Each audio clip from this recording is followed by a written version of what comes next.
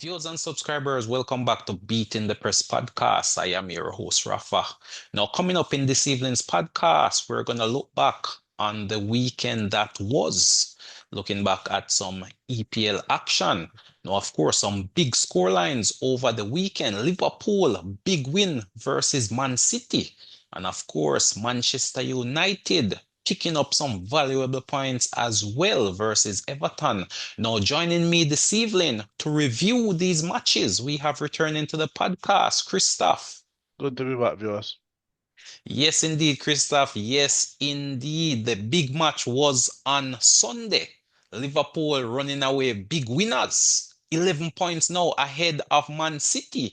And of course, 9 points ahead of the Chasers, led by Arsenal, Christoph. Can Liverpool be caught? Was that the title decider we saw taking place on Sunday? Talk to us, Christoph. How did you see that game? And what are the prospects of Liverpool? It was a very good game, very good win for Liverpool, very good for Arne Slot. Um, I must say it was honestly, I think you guys owe the success this season, a little to Klopp. The hard work of Klopp and then leaving at the time he left was, it seems like, it's paying off, because it was the right time to just quickly transition into a manager who probably plays a similar style but more reserved. So, he's kind of just picking up where the team left off. Last year, I thought the team was good. We just know that the defense was poor last season because did create a lot of chances and they did score a lot of goals, but they were leaking too many. This season the defense has been shored up. They've done well. Um, and they've beaten the champions, albeit a depleted squad, given that they have, in my opinion, they have two teams, to be honest. But definitely, as I said, Rodri, big miss for them. Kevin De Bruyne, a big miss. And at the moment, Manchester City just cannot cope with counter-attacks. They have no idea how to stop a counter-attack at the moment. Um, Yesterday is also one of the first games I've seen Manchester City picking up so many yellow cards, to be honest. It's as if the referees have abandoned them at the moment. Um, Well, but I I, would I've not I've go so far. I've seen players like Erling Haaland and Bernardo Silva crying. So Well, I mean, a part of I guess, the yellow card is really the frustration of not getting the results, in all honesty. But definitely a good performance, I would say, from Liverpool. Currently the best team in the league. Not just by the points, but when you actually look at the game, they also pass the eye test. And it's interesting you mentioned Klopp, Christoph, because it's pretty much the same team that Klopp had last season well, that is that what I said Slot at the has beginning now. of the season. But I It's the think the same team. tactics are slightly different, is what I would say. To me, there's not been a huge change in the tactic. Is that Slot plays a more reserved approach versus what Klopp, that heavy metal always pressing. This Liverpool team has found the right balance of attack, defense, transition, I think. And of course the counter as well. They're still pressing high. I mean, they pinched the ball off Man City a number of times in that game on Sunday, which led to a few opening opportunities. And I mean, the score was 2-0. But really, when you look at Salah missing some gilt-edged chances, Diaz got in behind the defense as well. And of course, Gakpo was also a bit wasteful in terms of his attempts. So, I mean, the score may have said 2-0, but it could have been worse. I can only recall Man City really making one or getting one big chance. And it was that defensive error, I think, by Virgil van Dijk when he was messing around the ball and it was pinched off him by Kevin De Bruyne. And that was the only big opening I really saw from Man City. So not only are Man City not really getting the results, in my opinion, they're really not playing well. They're really not creating a lot of chances, a lot of opportunities. Haaland is pretty much starved at the moment when compared to how he was getting on, let's say, even last season. Currently, the creativity is really lacking in this Man City team, and it's only until Pep made a few changes in the second half, bringing on the speedy winger, Doku, and the Brazilian, I saw any real threat from Man City. So It's hard to say, but I mean, credit must be given to Slot and this Liverpool team, of course, and it's now an 11-point gap between them and Man City. For me, Christoph, Man City is out of the title. I mean, I mentioned it last week when we spoke. If Man City was to lose this game, that would be curtains for Man City in terms of title challenge. Arsenal still has a fighting chance, but really, if Liverpool was to lose it from here, there's no question that they would have bottled it, Christoph. In my opinion, currently, the title is in Liverpool's hands at this point, but other people are calling it, Liverpool's title. I think there is still so much football to be played. Liverpool is 9 points clear. 9 points is 3 games. So, anything can happen. There's still what, 27, not 27. What's that? There's Well, still we've gone 13 games into the 13 season now. games, right? And we know it's 30, So, 38 so you games have all season, 25 so. games to go. Right. So there is still a lot of football to be played, and we know historically a lot of points get dropped in December during the festive period when there are a lot of matches coming very fast, multiple games a week. So there it's three So games. a better assessment might be at the end of the festive period then, Christoph. If Liverpool can maintain this 9 point gap or even stretch it a bit further at the end of the festive period, then conclusion could be drawn at that point you're saying. Right. We could probably then say definitely Liverpool's title to lose, but this at this point I would not call the race before the end of December. So But you're still harboring some hopes of Arsenal? as I said at the beginning of the season, Arsenal will win the league, and I still maintain this But I at the mean, a moment. couple of weeks ago, Christoph, it seemed like you have all but given up on Arsenal. Oh, When Arsenal Arsenal, was in their slump and the loss of Arsenal Odegaard and a number of other injuries. Odegaard has been out for a majority of the season so far. Odegaard played 2 games before going out injured. So, as we see, Rodri is now out for City. Every team has their MVP player, so to speak, where when that player goes, regardless of how good the rest of the team is playing, you will see a massive dip. For Liverpool, that is Van Dijk. If Van Or Dijk Salah, goes, I would say no, more Salah. no, it's not Salah. It's not Salah. Okay. So, Why I say it's not Salah is that Liverpool have a number of attacking options that are right, playing right. well. Versus if Van Dijk goes out, there is no replacement. Same with Arsenal. Odegaard goes out, there is no direct replacement for Odegaard. Mm. Nobody is as creative as Odegaard. Manchester City, Rodri has gone. They have no defensive midfielder or no player who knows how to play defensive midfield. As such, them Well, gone what 7 games without winning winning a match. yeah, yeah, definitely, definitely. This is quite And a it big shocker, I would I say. I said it to you. I said it to you that Man City will drop points once Rodri. We saw Well, them do we didn't well. expect so many points, I, is what I I'm saying. I didn't expect them to go 7 games without winning Right, without right. I winning, mean, we expected a dip, but but not this big of a dip. I did call it. I did call it, and I also said Haaland would struggle to score goals without De Bruyne, and so said, so done. He is struggling.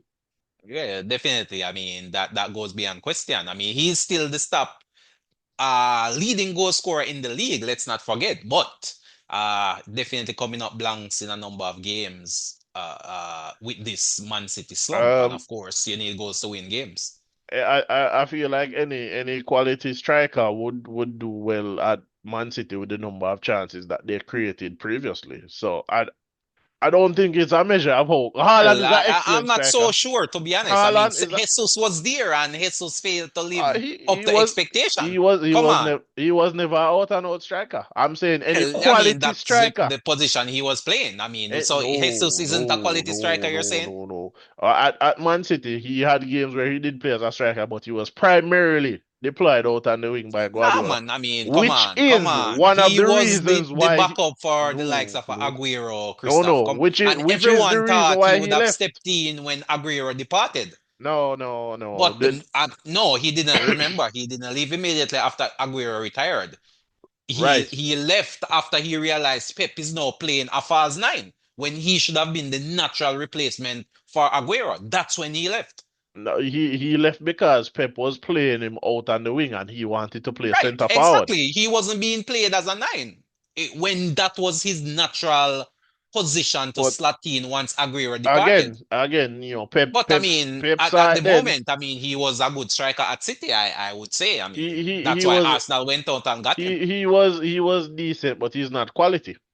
Oh, so who in the league currently, who would you say is quality? Who is a quality striker in the league right now? Yes, yes. Who would fall in your basket of being quality, so to speak? When you look at the likes of a Oh, Watkins. so we're basing it on farm.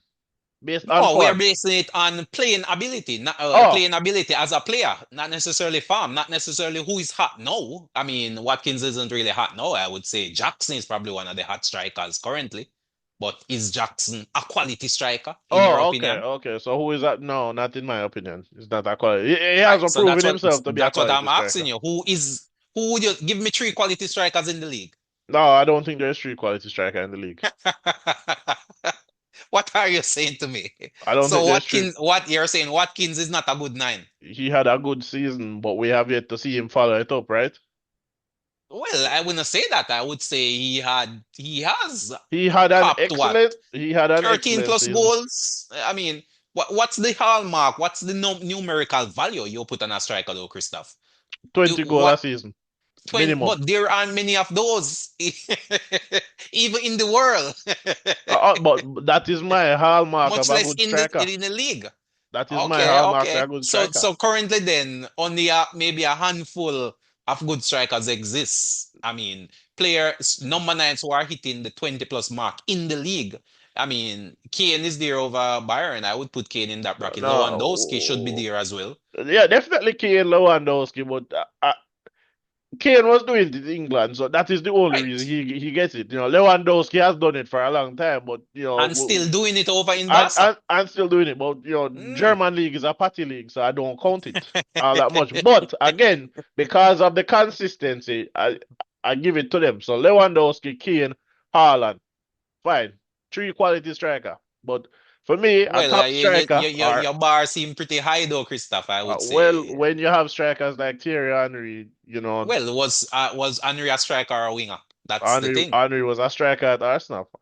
At Mm, but Barcelona, he wasn't a striker, but didn't Arsenal spend most of his time out on the wing? Wasn't it Bergkamp, the man that was playing the number nine? uh, Will Tord and those guys? no, I would. It's Van Persie. They What? were the nines. Thierry Henry Mm, spent most of his time on the left flank. no, no. Henry drifted out to the left, but he was playing center forward. There's a Mm, difference. There's a interesting difference. concept there. Interesting He concept. was center forward, but he drifted to the left.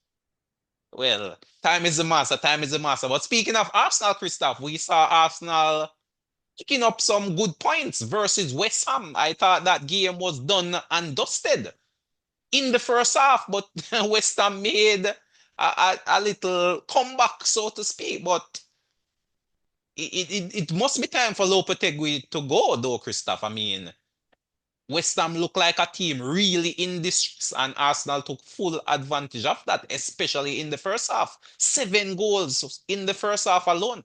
Talk to us. How did you see that performance from Arsenal? And of course, Gabriel went down with that injury, didn't return for the half, so that must be some cause for concern also. Definitely some cause of concern with Gabriel going off. But I suspect he'll be fit for the weekend and not 100% certain. I thought it was an excellent game overall for the neutrals. As an Arsenal fan, I saw some worrying signs in my opinion. Those two goals. Obviously, you can't do anything really about a well-struck free kick. It's just well struck unless the keeper just makes a fantastic save. But the first goal, I thought, that lapse in concentration in the back line. You're up 4-0. They probably feel the game is one. The concentration dips, they let one in, and then, foul on the edge of the box. Another free kick in a dangerous Quality area. free kick there We by have, Emerson, I yeah, must say. we haven't seen a lot of those scored recently, so I thought it was a brilliant free kick.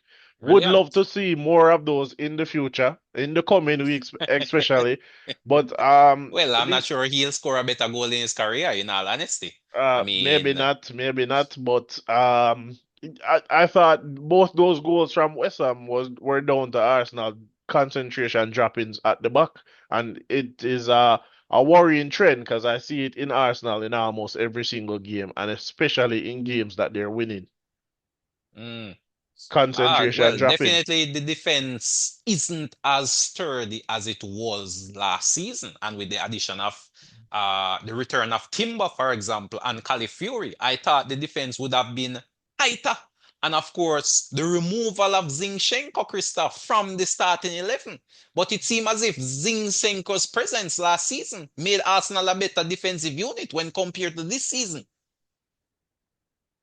So how are you seeing that? What's the reason for the fall off from a defensive point of view in this Arsenal team?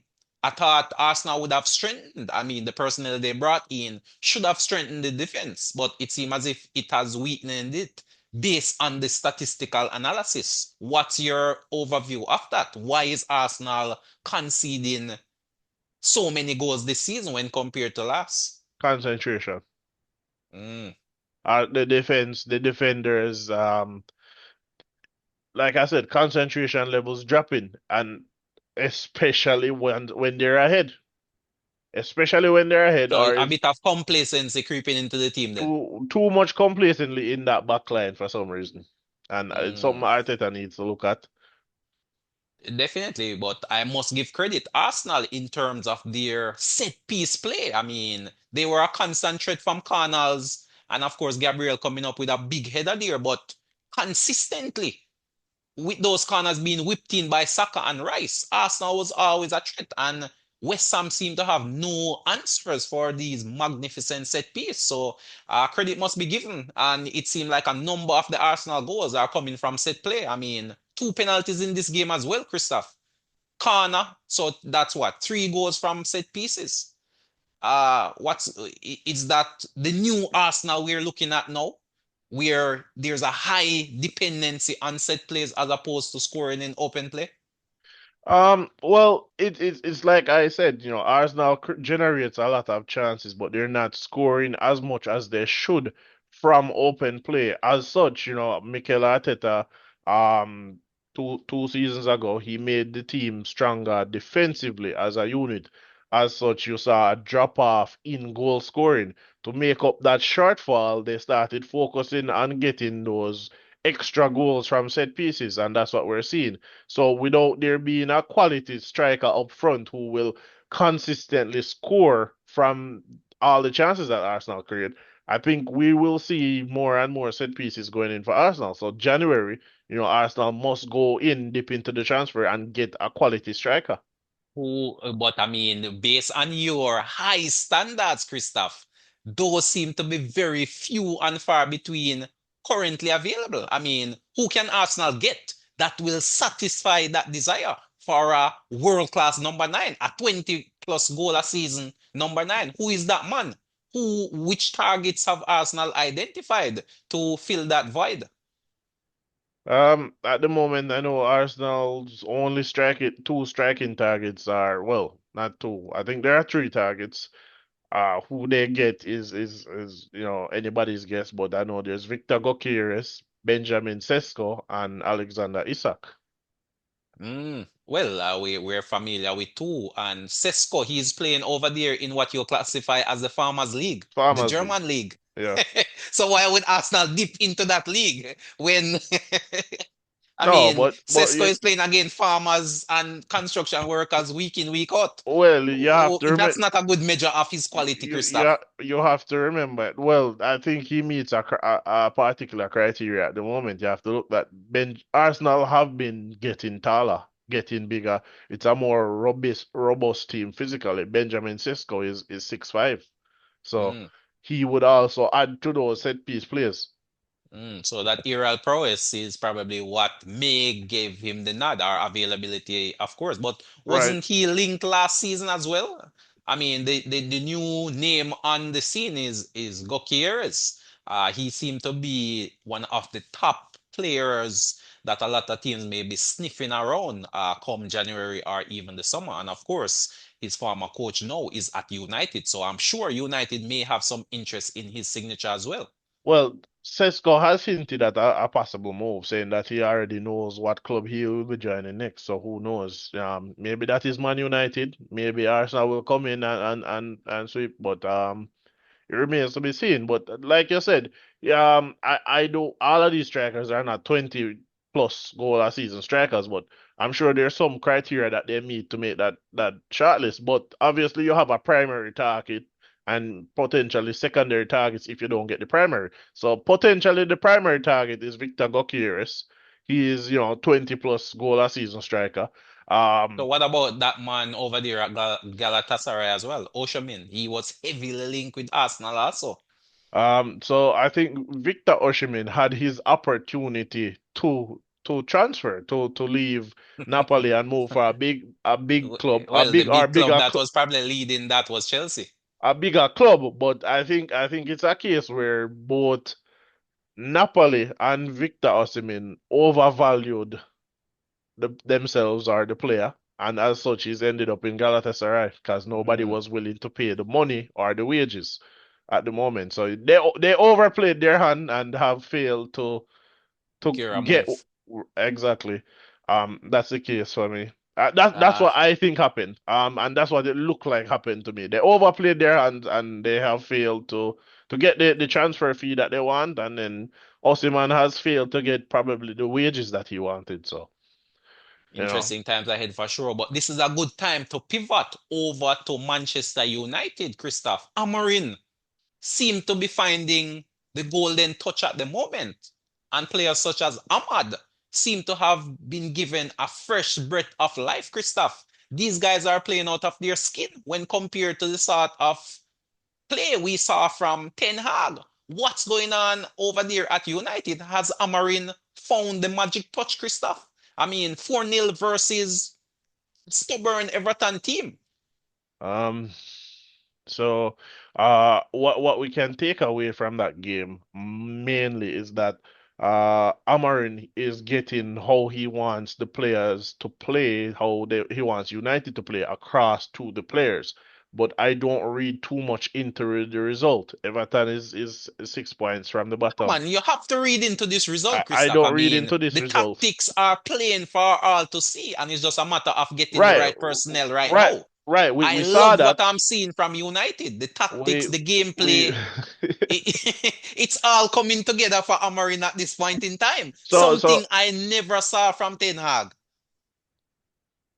yeah. Three So at the back, so wing backs bombing definitely forward, an attacker on definitely one side and a more defensive wing back on the the, next. the We're good seeing news. the characteristics already. So the good news for United is that he's getting his way of playing across to the players. The reason I don't read into this is again, we saw a new manager, so I'm saying there's a new manager bounce going on right now, Okay. as well as the last three games United have played have been very easy opposition. Well, these are Premier League opposition, Christoph. I The mean, midweek, midweek, it's the same that was said of Liverpool. Liverpool haven't midweek, played anybody yet. And here we midweek, are, 13 games into the season. They've only lost one game. midweek. We saw them play the Europa League. I don't even know who they were playing, but they won. I've never heard of that team before. I don't know them, so it's as bad as United is. Well, you have to play what is presented in front of you. You have to play And what is in if front of you. United So, was beaten, I mean, you could see the headlines, right, you would see the headlines, but like I'm saying, regardless of how bad they were playing under Ten Hag, right? Even if we said Ten Hag was still the manager midweek, it, right? despite how bad they were playing, it's a team I do not know, so I am still expecting them to win, right? So I'm Okay. saying So the these victories are last three expected games, then. these are Nothing games surprising.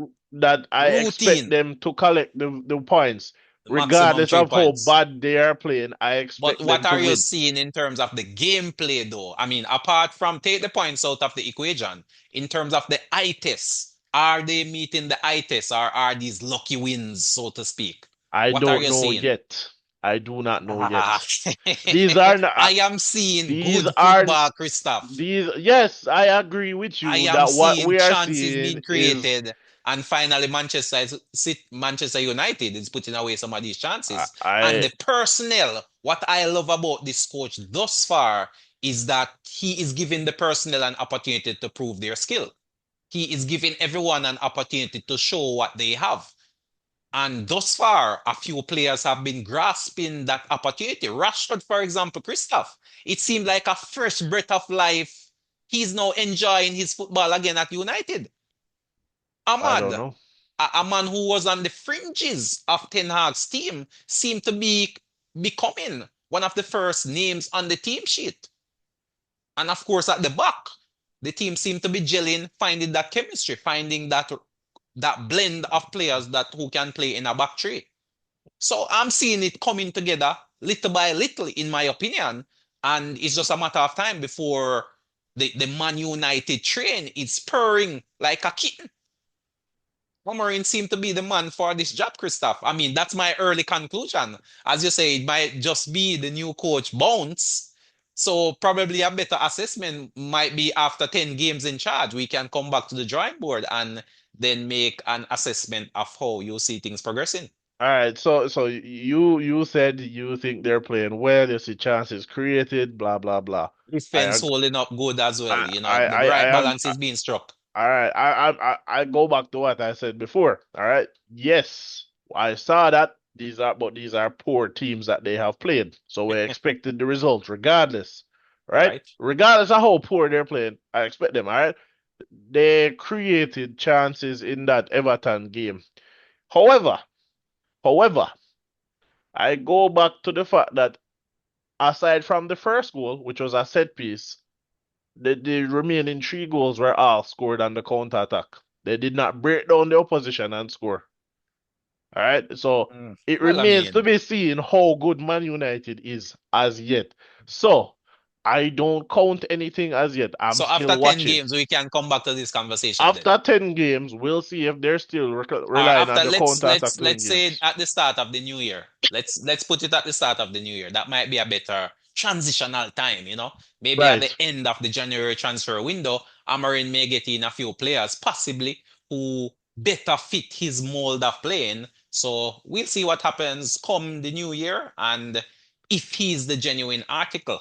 But speaking of genuine article, Christoph, Aston Villa seem to be falling off rapidly. Chelsea picking up another big win versus Aston Villa over the weekend. What can we say about this Chelsea team and Aston Villa really falling off?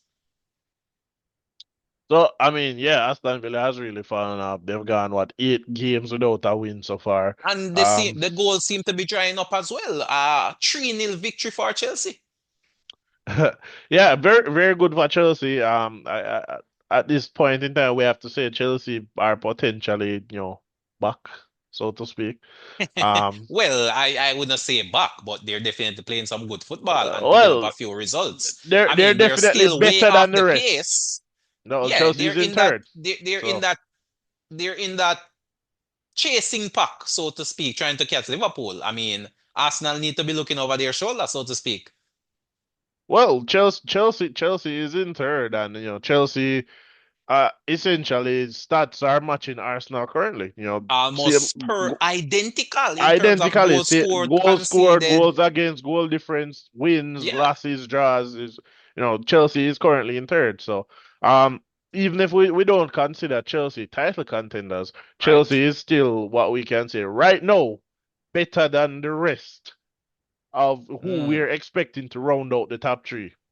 Right? So you're Chelsea definitely expecting Chelsea to finish in the top three, possibly ahead of Man City. I don't know about top three, but right now Chelsea is looking like they will finish top four, definitely in that top four. I don't know if they'll finish above Arsenal, Chelsea, or well, Arsenal, Liverpool, Man City at the But moment. all right, so I mean, time is quickly running out, but do you see Man City finishing in the top four at this point in the game? Um, Yeah, there's still a lot of football to be played. I Mm. expect them to make some changes and adjust at some point. Pep must figure out how to fix it. At the moment, all he needs to do is stop the counter attack to kind of stem the goals. But Mm. apparently, there's nobody there who can do what Man City calls their professional foul. You But I know, mean, at this point in time, though, Christoph, I was looking at that Man City team and I'm hearing this excuse about injuries. But who is actually injured in that Man City team that could possibly make a difference? Take Rodri out of the equation. Who else is injured?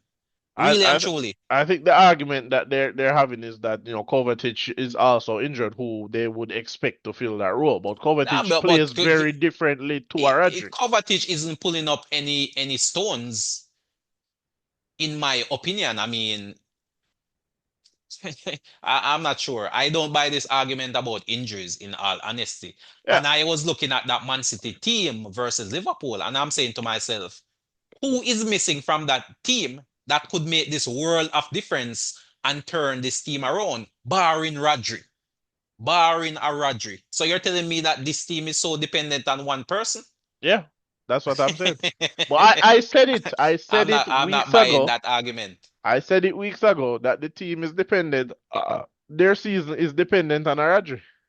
Well, I mean, again, We, I did not we disagree with you, but I we did saw not it see this last fall season. off We coming, saw it in all last season. honesty. Every game that Man City lost last season, Roger did not play. So Every currently game they at this lost point last in season. time, though, Christoph, who are your top four that you're looking at? Uh, Obviously, Liverpool and Arsenal should be there, but do you see a Chelsea, a Man City, I possibly even a Brighton? I mean, a Brighton is punching above their weight right I now. um, I don't want to call Brighton in the top four. Not because they're not playing well, but what we talked about last season, staying power. A Well, lot that of is these true. teams That is true. will play well at the beginning of the And then season. eventually they level off to They where kind they of, should be. like we said, Tottenham last season was playing excellent beginning of the Right. season, and then come January they started petering out. So come end the season, it should be the usual suspects then. It's just a matter of the order in which they fall. Right. I don't I don't know who has developed additional staying power so far, but right now it's still Liverpool, Arsenal, and I would say Man City. Chelsea, Man City, maybe Tottenham, maybe Tottenham. Well, I Um, mean, the January window could prove pivotal as well for those teams who are lacking that staying power, uh, if I want of a better word. Bringing in some key additions may just push a few teams over the edge. I mean, even Aston Villa, to me, Aston Villa is going through currently a slump. So it's really up to Emery to really galvanize this team again and get some results on the board. But definitely a surprising fall off from Aston Villa. I thought they would have been more competitive, but they seem like a team out of ideas at the moment.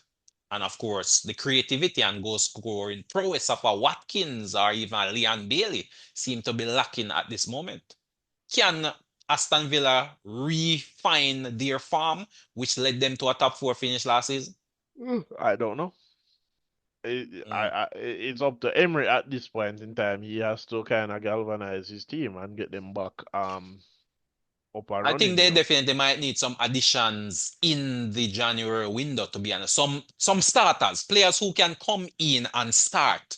I think Emery in the summer window spent a lot of money on squad players, but no world beater who could come into that team and make an immediate impact. And I think that's probably what they need. Of course, a So few injuries, a few key injuries to the likes of a camera. He could make a big difference if he was to recapture his so form come January. where do you think they need to invest? Midfield. I Midfield. think they need to invest in that midfield. They did bring in Onana, but they may need a more box-to-box midfielder, someone who can get them 5 to 6 goals out of that midfield, bursting forward and really giving some energy to that middle, especially as you say, the game's coming thick and fast. So you definitely need quality in depth in the middle of the park right there. And of course, they could improve on the wings also, because to me, Emery have been using some round pegs in square holes. For example, deploying a Magin on the wing for argument's sake. I'm not sure if McGinn is gonna give you that attacking prowess which you need to break down some of these teams which play in some sort of a low block setup. So investment is probably needed all round. And of course, defensively, Aston Villa have never been known for their defensive solidity. And we often see players like Paul Torres being out-muscled and outpaced at times. So, you know, the England international Tyrone Mings as well had suffered a big injury. He's just coming back. Can he rediscover his best form? That's another question. Diego Carlos, since his signing, to me, have not really stepped up to expectation. He has not become that linchpin, the first name on the team sheet. Not at all. He has not solidified himself as a centre back. And these are some questions, are some solutions which Emery need to find in terms of these positions. He definitely has a good goalkeeper in Martinez, so he can build from the back. But there are some key positions I think that need to be almost overturned in order to bring Aston Villa to the next level. And until we see that, we may continue to get these sort of results. And of course, competing on so many different fronts as well may also be taking its toll at this moment. Champions League, EPL, FA Cup, etc. It's taking its toll on the players. Injuries. But time is the master, time is the master, and time will tell. But definitely a shock result. I thought, not necessarily a shock result, but I thought they lack that competitive spirit, which I was expecting from them versus Chelsea. But credit must be given to the Chelsea team. The coach has really turned things around, and Chelsea is playing some decent stuff and they're getting the result. And he seemed to know his first 11 at this point, and then other players come in as rotations or if you want to shake things up. But credit must be given to the Chelsea coach for really turning things around, and the players are getting some good football under their belt and results are coming. So Chelsea definitely want to look forward to for the future. But any final thoughts, Christoph? We are quickly running out of time. What's your final impression of this week's EPL action? A lot of probably, upsets in a way. You would say. Still a lot of work to be done for a number of teams. Liverpool leading the pack. I guess most people probably expected Liverpool to beat Man City, and especially at Anfield. I think this is Liverpool's first win against City in 2 years. But very good week of football, and Liverpool is hoping to kind of build on the success that they have. But there you have it, viewers and subscribers. Thanks again to Christoph for coming on board and sharing his thoughts and his opinions. But until next time, this is Rafa signing off.